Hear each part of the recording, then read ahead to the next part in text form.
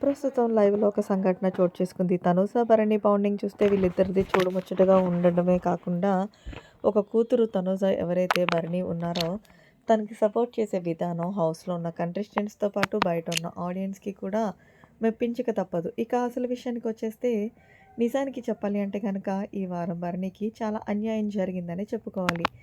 ఇది నేను చెప్తున్న విషయం అయితే కాదు. డైరెక్ట్‌గా భరణి తనుజ దగ్గర చెప్తూ చాలా ఫీల్ అవుతున్నాడు. ఇప్పటివరకు భరణి గారు ఎప్పుడు కూడా టాస్కుల పరంగా ఎమోషనల్ అయిందే లేదు. అలాగా బాధపడిన సందర్భాలు కూడా లేవు. నిజానికి చెప్పాలి అంటే ఈరోజు రీతు వల్ల తన కన్నింగ్ గేమ్‌తో భరణి గారిని టికెట్ ఫినాలే రేస్ నుంచి తొలగించిందనే చెప్పాలి.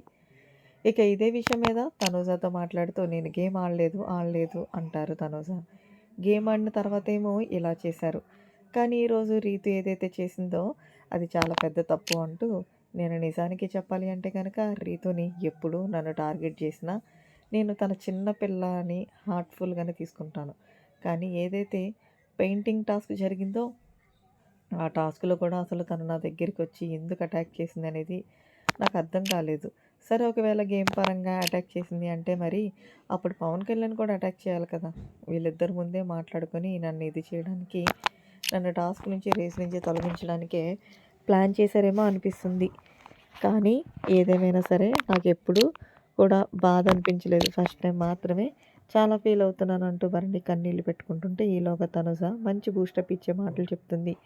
నాన్న నిజానికి చెప్పాలి అంటే రీతు అసలు ఆ పెయింటింగ్ టాస్క్‌లోని ఎందుకు నీ దగ్గరికొచ్చిందనేది అర్థం కాలేదు. సో, ఆమె చేసింది చాలా తప్పు. ఇంకొక తప్పేంటంటే ఆమె అసలు టాస్కుల పరంగా ఏదైతే ట్రయాంగిల్ పెట్టమన్నాడో బిగ్ బాస్, అది తప్పు పెట్టి మళ్ళీ రింగ్ దాచడం అనేది ఇంకొక తప్పు. ఎలాగైనా వీకెండ్ వచ్చిన నాగార్జున గారు, సంజన గారికి అలానే రీతుకి ఇద్దరికీ కూడా ఆయన కొంచెం వార్నింగ్ ఇస్తారనే అనుకుంటున్నా.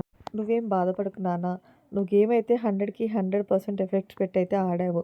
సో, నువ్వేమి ఇబ్బంది పడొద్దు. నువ్వు అలా ఎమోషనల్ అవుతుంటే చూడలేకపోతున్నాను నాన్న అంటూ తనుజైతే భరణికి మంచి బూస్టప్ ఇచ్చే మాటలైతే చెప్తుంటే, భరణి అంటున్నాడు ప్రతి ఇంట్లో కూడా నీలాంటి ఆడపిల్ల ఉండాలిరా. ఎందుకంటే ఎప్పుడైతే మనలో ఉన్న ఏదైతే ఎమోషన్స్ డౌన్ అవుతున్నాయో, మళ్ళీ మనకి మంచి బూస్టప్ ఇవ్వాలంటే తప్పకుండా నీలాంటి ఆడపిల్ల ఉండాలి అంటూ తనుజని ఆకాశానికి ఎత్తేసాడు భరణి. దీంతో నాన్న you are the my tiger. నువ్వేమైనా తలుచుకుంటే ఆడగలవు.